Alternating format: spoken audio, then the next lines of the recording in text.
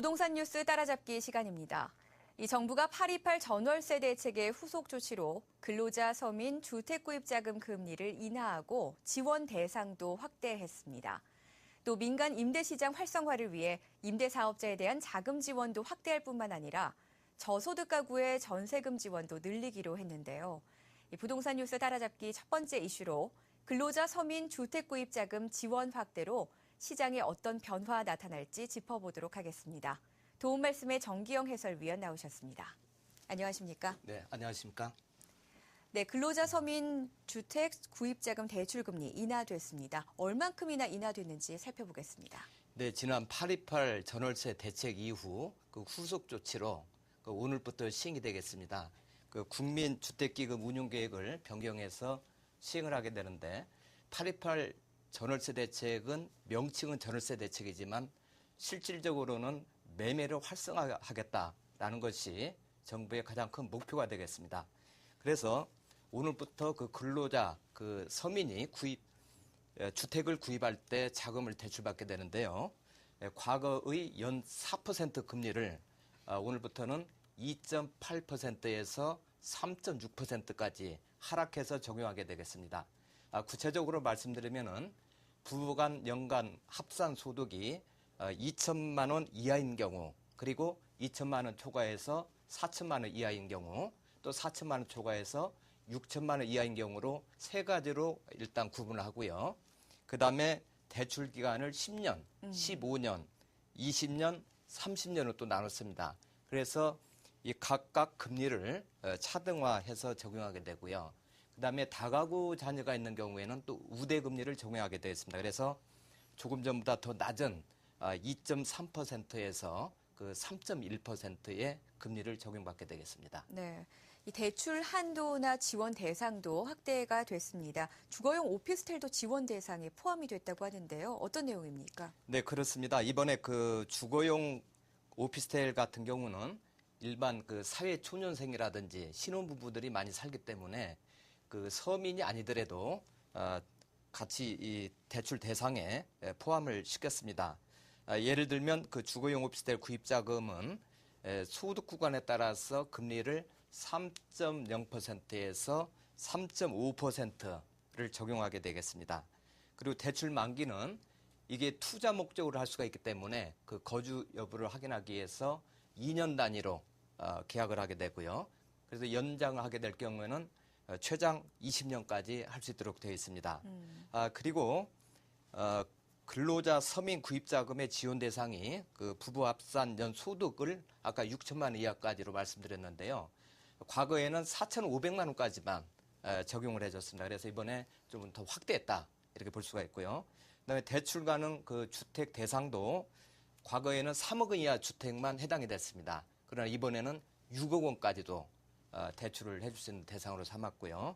대출 한도도 종전에 1억 원에서 2억 원으로 확대했다 이렇게 볼 수가 있고요. 그 다음에 또 민간 그 임대주택 사업을 지금 전세 문제가 심각하지 않습니까? 그래서 미분양 물건을 사서 뭐 임대 분양할 수도 있고 또 여러 가지 전세 그 공급 물량으로 대처하기 위해서 그 임대 사업자에게는 종전에는 연 5%의 그 이율을 적용했는데 이번에는 3%만 적용하는 그래서 임대 사업을 활성화시키는 대책도 중요한 내용이 되겠습니다.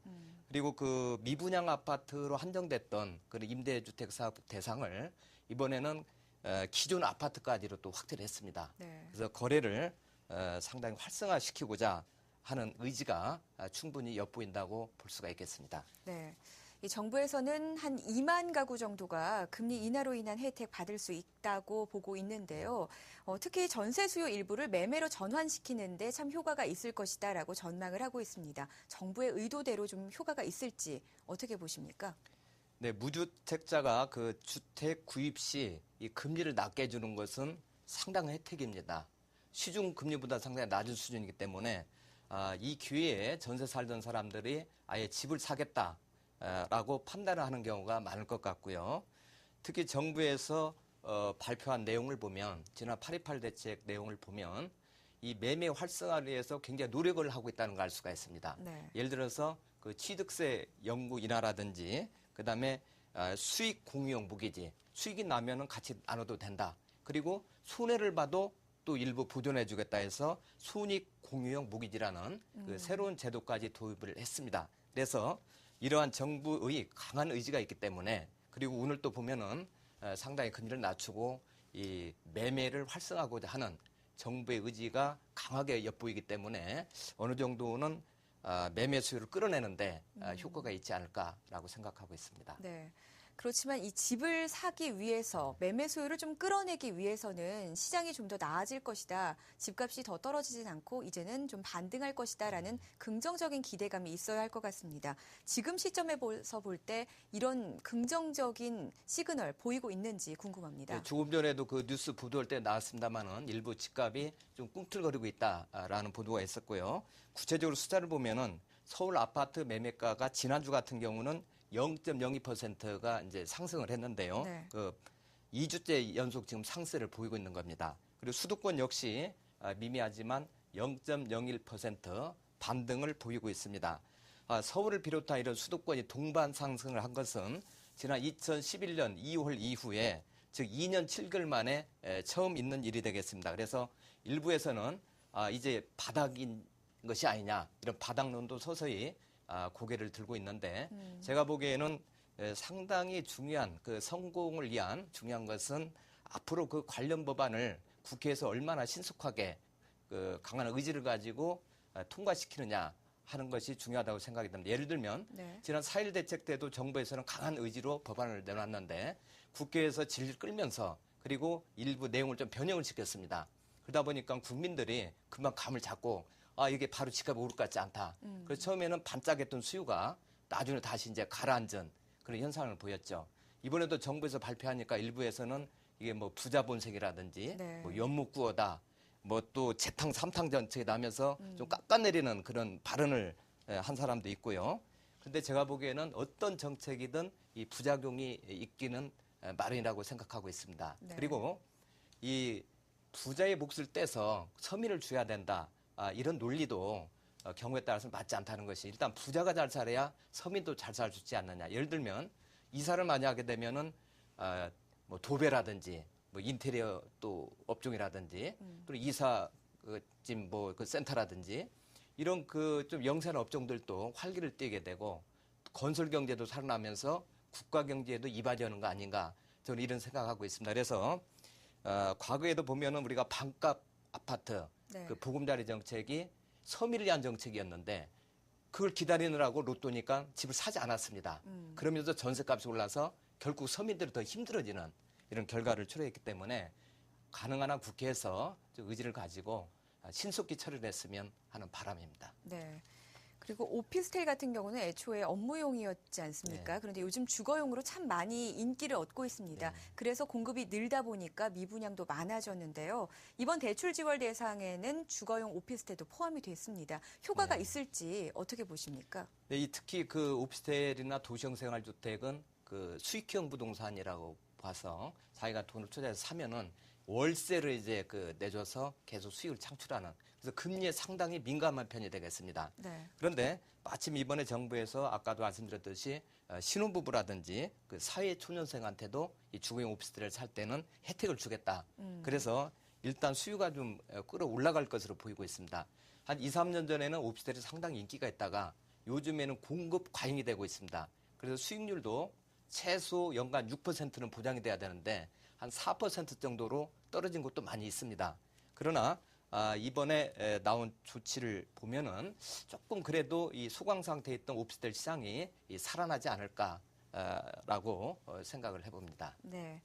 이 민간 임대 사업자에 대한 지원도 늘었다고 하는데요. 어떻게 좀 달라지는지 짚어주시죠.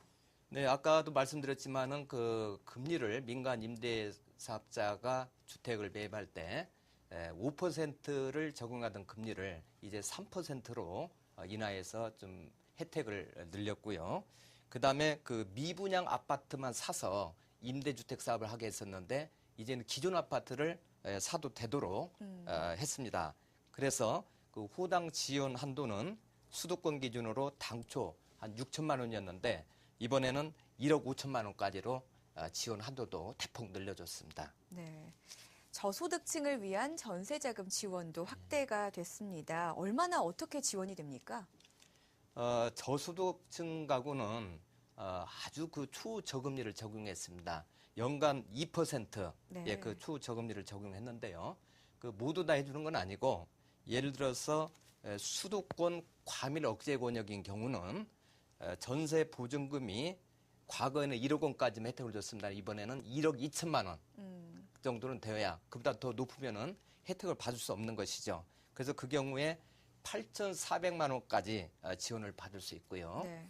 이 같은 수도권이지만 과밀 억제 권역이 아닌 곳이 있습니다. 이런 곳은 전세 보증금이 9천만 원이 안 되는 곳, 이곳에 대해서는 6,300만 원까지 지원을 해주고요. 그 외의 지역은 전세 보증금이 7천만 원 이하가 돼야 되겠습니다. 이 경우에는 4,900만 원까지 지원을 해주는 것으로 되어 있습니다. 네, 828 전월세 대책의 후속 조치가 하나둘 시행에 들어가고 있습니다. 하지만 이 대책의 효과가 시장에는 바로 반영되진 않고 있는 것 같은데요. 물론 시간을 좀 더 갖고 기다려 봐야 하는 거지만 이 정부의 대책이 전세 시장 안정에 과연 결국 도움이 될 것인가 많은 분들 궁금해하시고 계시거든요. 어떻게 보십니까? 이 전세 문제가 심각한 것은 크게 두 가지로 볼 수가 있습니다. 하나는 앞으로 이 집값이 오를 것이다라는 기대가 있으면 집을 사겠죠. 네. 그러나 집값이 오르지 않을 것 같다라고 생각을 하기 때문에 그냥 전세로 눌러 살게 되겠고요. 근데 또 하나는 지금 같은 경우는 워낙 전세 문제가 심각하니까 정부에서 전세 자금을 많이 좋은 조건으로 대출을 해주고 있습니다. 그러다 보니까 굳이 월세 살 필요가 없다. 그러니까 전세로 살기 때문에 자꾸 그 수요가 늘어서 지금 전세 문제가 계속 지속이 되고 있는데요. 사실상 시장의 기능을 보면 이 전세 시장은 집값이 오르는 특수한 상황에서만 적용되기 때문에 그리고 우리나라에만 있는 유일한 제도이기 때문에 이것은 서서히 시장에서 이제 사라져야 된다. 그리고 외국처럼 월세 제도로 가는 것이 맞다 이렇게 생각이 됩니다. 그래서 이 전세 수요가 일부는 매매 수요로 전환이 돼야 되고 또 일부는 그 월세로 가는 것이 오히려 순리적이지 않는가. 그래서 이번에 워낙 전세 문제가 심각하기 때문에 국가에서는 이 전세 자금을 혜택을 줘서 이번에 대출을 해주지만 이것은 워낙 심각하니까 응급조치용으로 활용을 해야지 이걸 장기적으로 이런 식으로 혜택을 주면 오히려 시장이 순작용하는데 좀 방해가 될 수도 있다. 이렇게 생각하고 있습니다. 네. 이 대책도 참 중요하지만 시장의 수급 불균형 문제를 좀 해소하는 것도 중요할 거라고 생각이 듭니다. 전세 물건이 상당히 부족한 실정인데 그나마 다행인 게 다음 달에 새로 입주하는 네. 아파트가 꽤 있다면서요. 지금 부동산 114에 따르면 다음 달에는 이번 달보다 약 3,800가구가 많은 1만 8천 가구 정도가 새로 입주 예정으로 되어 있습니다. 네. 특히 이제 수도권의 같은 경우는 그 물량 증가가 좀 두드러지고 있는데요. 예를 들면 그 서초 내곡 그 보금자리지구, 그리고 삼송지구, 또 별내지구, 그리고 인천의 송도 지역 같은 곳이 이번에 그 많은 물량이 그 입주를 하게 되겠습니다. 이것은 다음 달에 입주하는 물량은 금년 들어서 가장 많은 물량이 되겠습니다. 네. 지방광역시 같은 경우는 뭐 우정혁신도시라든지 뭐 정관 신도시 이런 곳에서 소형 평형 위주로 많은 그 입주 물량이 있습니다. 다음 주면은 추석 연휴고요. 추석 명절이 끝나고 나면 본격적인 가을 이사철로 접어들 것으로 보입니다. 지금 같은 분위기라면은 전셋값도 계속 상승할 테고 물건이 없어서 난리일 것 같다라는 생각이 드는데 연말 전세 시장 어떻게 점치고 계신가요? 최근에 그 주택산업연구원에서는 수도권 주택시장 전망과 대응이라는 그 보고서에서 앞으로 수도권 전세난이 한 8년 정도 장기화될 수도 있다. 네. 이런 그 내용까지 그 발표를 한 바가 있습니다. 왜냐하면 과거에는 전세가율이 뭐 55% 내지 60%가 되면은 서서히 그 매매 수요로 전환이 됐는데 지금은 매매 거래 이축이 진행되면서 전세 수급 불균형도 계속 장기화되고 있다. 예를 들면 지난번에 수원의 모 아파트가 되겠습니다만은 전세가가 2억 원이었습니다. 그러나 매매가는 급매물이 1억 9천만 원. 오히려 전세가가 천만 원이나 더 비싼 이런 그 부작용도 나타나고 있는데요. 지금 경기 지역 같은 경우는 2001년 이후에 12년 만에 처음으로 이 전세가가 매매가를 60%를 넘어섰습니다. 네. 그럼 과거에는 이런 경우에 이 병곡, 즉 전세를 매매로 넘어가는 그 병곡의 황금률이다, 60%가. 당연히 또 집값이 이제 올라가고 매매로 갈아탄다 했는데 네. 지금은 그렇지가 않습니다. 네. 지방 광역시 같은 경우도 예를 들어서 전세가율이 광주는 무려 77%나 됩니다. 네. 대구도 74%, 전북 72, 뭐 전남 뭐 70% 이런 식으로 상당히 높은 그 전세가율을 보이고 있습니다. 그러나 이 지금 전세 시장이 저는 서서히 좀 진화하고 있는 거 아닌가 이렇게 보고 있는데 예를 들어서 과거에는 전세 방식이 그 임대차 수요에서 상당히 많았습니다. 그러나 지금 전세의 비율은 줄어들고 우리 이제 월세로 많이 전환이 되고 있고요. 그다음에 전세 제도가 지금 당장에 없어지지는 않겠지만은 지금 일부 수요가 서서히 이제 매매 수요로 바뀌고 있고 월세 비중이 계속 커지고 있습니다. 그래서 현재는 전세 비중과 월세 비중이 거의 비슷한 네. 상황이 됐는데요. 그래서 저는 전세 시장은 서서히 이제 줄어들 것이다 이렇게 보고 있습니다. 네. 지금까지 근로자 서민 주택구입자금 지원 확대와 관련된 내용들 살펴봤습니다. 임대업자를 대신해서 임대료나 주택관리 등을 책임지는 전문 회사가 나오게 되는데요. 주택 임대 시장에도 새로운 패러다임의 변화가 예고되고 있습니다. 부동산 뉴스 따라잡기 두 번째 이슈에서 주택 임대관리업 도입으로 인한 시장 변화에 대해서 자세한 내용을 알아보도록 하겠습니다. 네, 전문적인 주택임대관리회사가 내년에 도입됩니다. 이 내용도 자기관리형 또 위탁관리형으로 나누어져 있는데요. 어떤 차이점이 있고 등록 기준은 어떤지부터 살펴주시죠. 네, 지금 이제 주거 양상이 과거의 아파트 위주에서 뭐 오피스텔이라든지 뭐 도시형 생활주택 이런 새로운 상품들이 지금 많이 등장을 하고 있고 네. 오피스텔도 내부에 보면 여러 가지 형태가 있습니다. 그리고 뭐 도시형 생활주택도 뭐 동호 인용이라든지 다양한 그런 형태로 이 주택이 지금 진화를 하고 있습니다. 그러다 보니까 주로 이제 월세 위주의 그 수익형 부동산이 인기가 있는 편인데요. 그런 경우에 주로 이제 월세로 하다 보니까 전세하고 다른 점은 일단 전세 같은 경우는 집주인하고 크게 싸울 일은 없습니다. 그냥 전세 내주면은. 네. 근데 월세는 매월 꼬박꼬박 월세도 받아야 되고 그때 또 연체를 하면은 또 서로 분쟁이 발생하는 경우도 있고요. 그뿐만이 아니라 그 나중에 퇴거할 때도 제대로 퇴거하지 않으면은 여러 가지 골치 아픈 문제가 발생하게 되죠.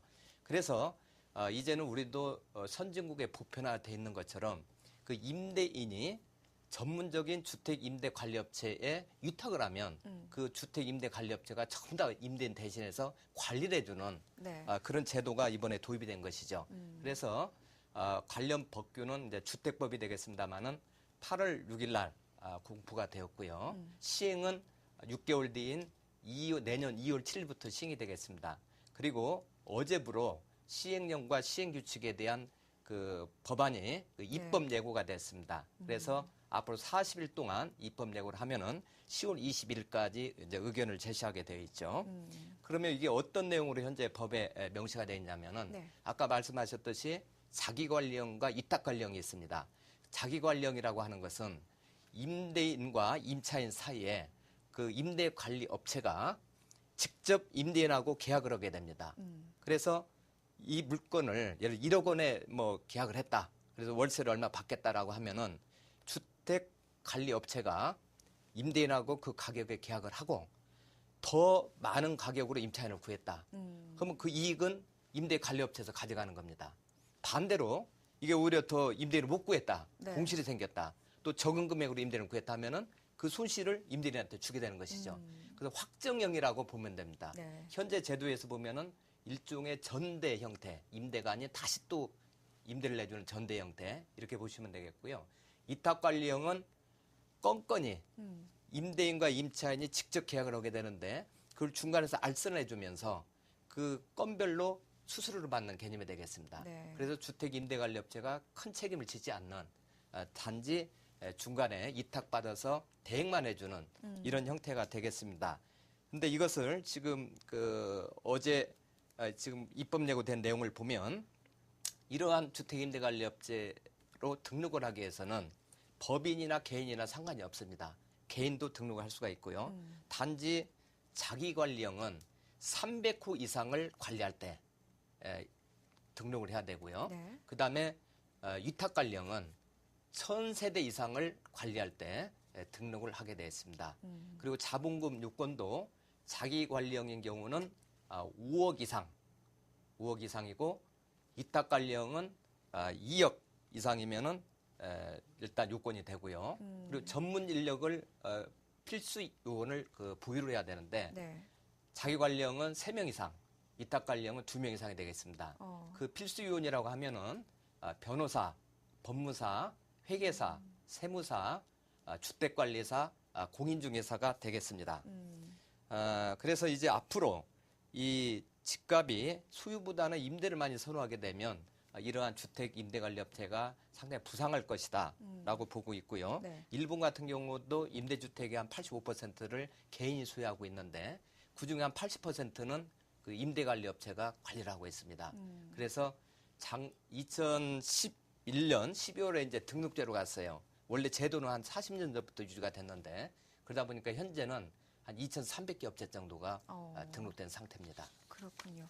그런데 우리나라에도 주택임대관리회사가 없던 건 아니었습니다. 네. 앞으로 좀 법으로 정하고 제도를 만들어서 더욱더 육성하겠다라는 걸 텐데 방금 등록 기준을 말씀을 해주셨는데 그에 따른 책임도 있을 것 같습니다. 어떤 것들을 좀 유의하면 되는지 그 항목들이 나와 있습니까? 법에 명시가 되어 있는데요. 일단 등록을 했어도 등록 말소에 관한 그런 규정이 몇 가지가 있습니다. 예를 들면 거짓이나 부정한 방법으로 등록을 했다라든지 또는 등록 기준에 미달했다라든지 또는 고의 또는 과실로 네. 임대인이나 임차인에게 손해를 끼쳤다라든지 또는 입주택의 그 관리 실적이 기준에 미달한다라든지 뭐 이런 일반적인 뭐 내용이 되겠습니다. 그래서 아직 뭐 세부적으로 운영되고 있지는 않고요. 네. 그래서 법에는 이렇게 포괄적으로 명시가 되어 있습니다. 네. 이 주택임대관리회사가 도입됨으로 인해서 임대시장에 어떤 변화가 올지 참 궁금해집니다. 뭐 당장 급격한 변화는 오진 않겠지만 점진적으로 어떤 것들이 달라질 수 있을지 살펴보도록 하겠습니다. 일단 그 임대인이 상당히 편해지겠죠. 그래서 수익형 부동산이라든지 또 여러 채를 가지고 이렇게 임대 사업을 한다라든지 이런 분들이 상당히 편안하게 될 거고요. 예를 들면 처음에 임차인 알선, 물론 중개업소 몫입니다만 임차인 알선부터 그다음에 그 월세 징구, 그다음에 연체료가 발생하면 그것도 관리, 또 시설물의 유지 보수, 그다음에 퇴거 이런 모든 것을 다 관리해 주기 때문에 임대인이 아주 편해지고요. 네. 그다음에 이 시설 같은 것도 제대로 깔끔하게 관리를 하기 때문에 실질적으로 그 부동산의 가치도 어느 정도 그 유지를 시킬 수 있는 그런 효과가 있을 것으로 보입니다. 그래서 우리나라의 그 선진화된 임대 시장을 도입하는 좋은 계기가 됐다라고 보고 있습니다. 네, 잘 들었습니다. 오늘 도움 말씀에 정기영 해설위원과 함께했습니다. 고맙습니다. 네.